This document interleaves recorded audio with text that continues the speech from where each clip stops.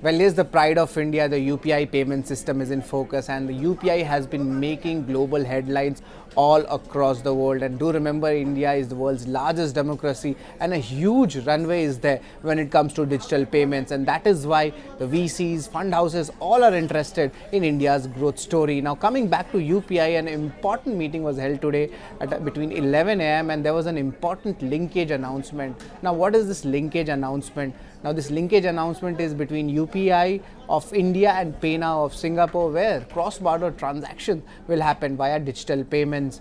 Now, in the august presence of Prime Minister Narendra Modi and his counterpart from Singapore, and also RBI Governor Shaktikanta Das and his counterpart from Singapore have launched this product. Now, do remember, to simplify put, all your payments and even receipts you can actually do through the UPI app going ahead with your Singaporean counterparts, and this is a major relief coming in as a wide variety of Indian diaspora is settling in the southeastern countries. Now, apart from this, now let's look at the nitty-gritties, why it is so important, and a lot of news flow has been coming on the UPI portion, especially the global part.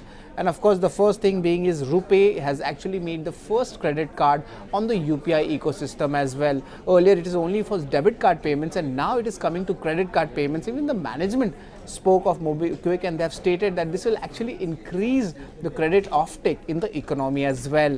Now, this is the first news, but the second news is also very interesting. And over here, we see that PhonePe has become the first fintech app where if you go abroad as an Indian, you can use it for your UPI payments. But do remember, as per NCPI, approval is also given for Paytm Payments Bank. So it becomes so easy when you go out for your vacations, when you go out for your studies abroad, you can make your UPI payment. Now, that is the strength and the power of the Indian technology. Apart from this, even NCPI has stated that NRIs from 10 countries can actually do UPI payments without even having Indian phone numbers. Now, how cool is that, you would say? And that's a very interesting thing coming in, and a good relief coming for the NRIs.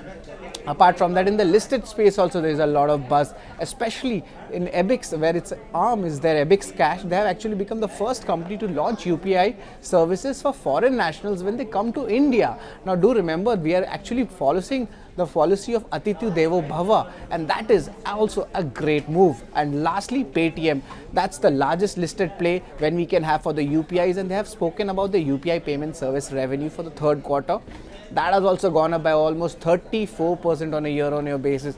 And do remember, the company also gets UPI incentives. So that is something which we can say the key triggers coming in, especially when India is taking UPI global. And that's a very important movement.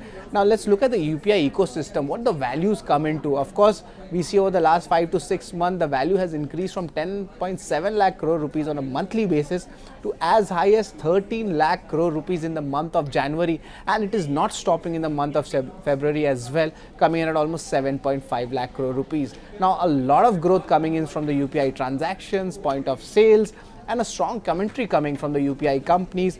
But now the question remains is, what is the contribution of UPI, especially coming from the digital payment landscape in India? And it still stands at a majority of 52%, and that is coming in from the economic survey of India. And lastly, let's look at what are the key triggers going ahead for the UPI segment.